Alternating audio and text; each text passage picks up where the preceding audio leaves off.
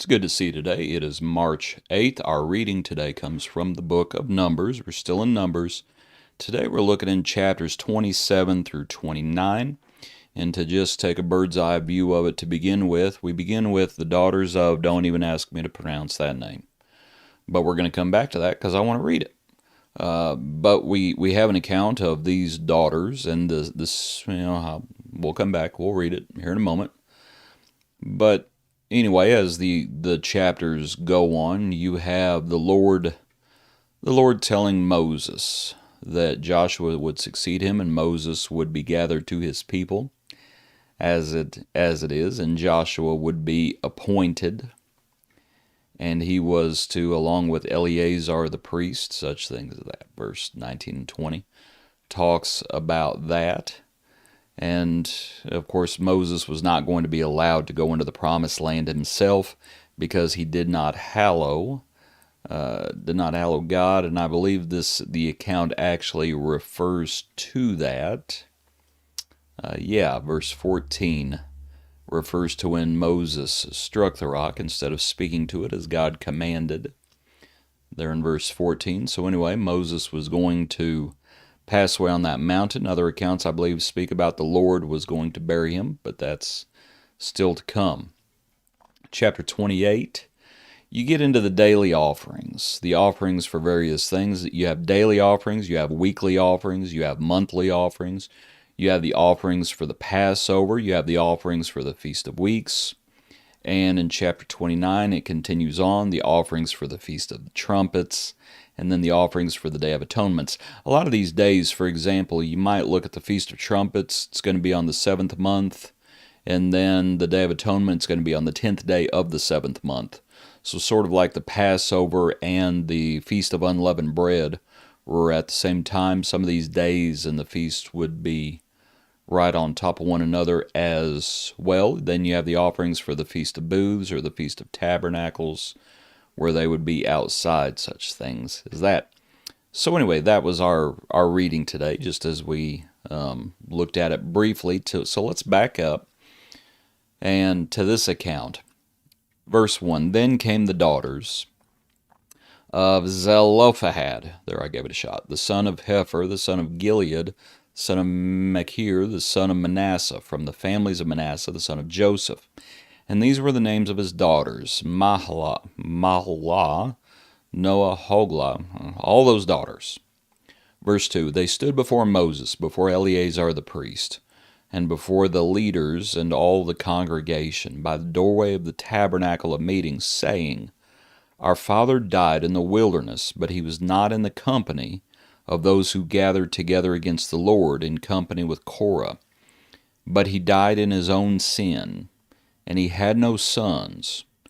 Why should the name of our father be removed from among his family because he had no son? Give us a possession among our father's brothers. So Moses brought their case before the Lord. And the Lord spoke to Moses, saying, The daughters of Zelophehad speak what is right.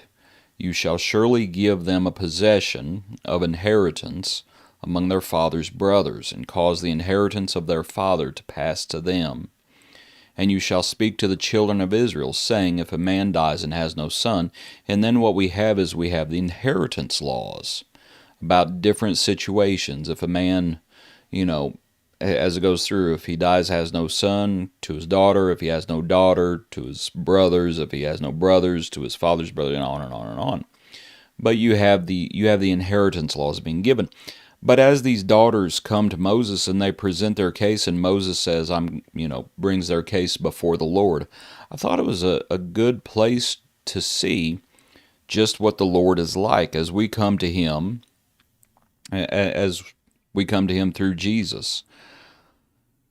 We see the nature of God, the nature of the Lord, that the Lord is approachable.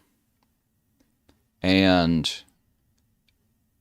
to think about that, and the Lord is more approachable, obviously now, and even as we come boldly. That doesn't mean that we come nonchalantly.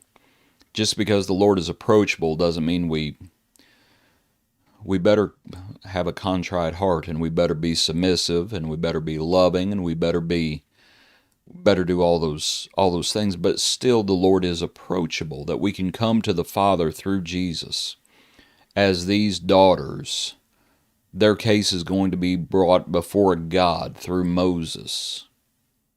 And in that we see that the Lord is approachable, and that sometimes earthly kings, earthly royalty is standoffish, and you just cannot approach them.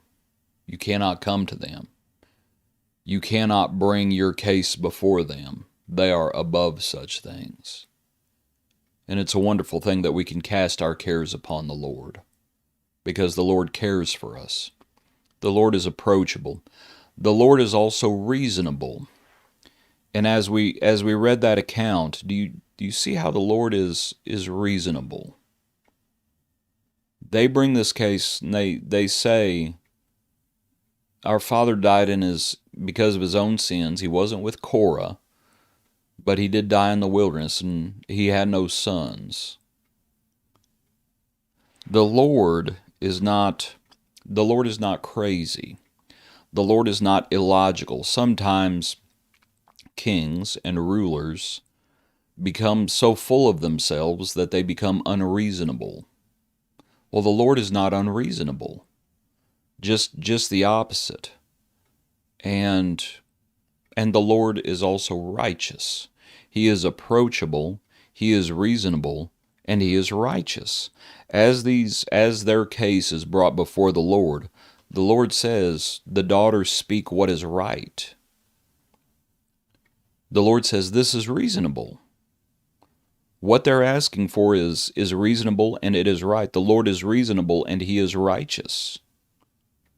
And these laws are going to be set down not just for these daughters, but for all those who would come after them. The inheritance laws would apply to all. And in that we see that the Lord is, in my notes I put, he is petitionable. Namely, as we bring our petitions to him. And I wasn't sure how to put it, but I was thinking of the verse that we bring our petitions to him, and that the Lord acts. It's not like we just speak and nothing happens. We bring our petitions, and the Lord is reasonable, and the Lord is righteous, and the Lord has the power to do something about it. And then you have, thus saith the Lord. So, just a brief study today. Hope you're doing well. I appreciate you studying along with us. Hope you tune in for our next study.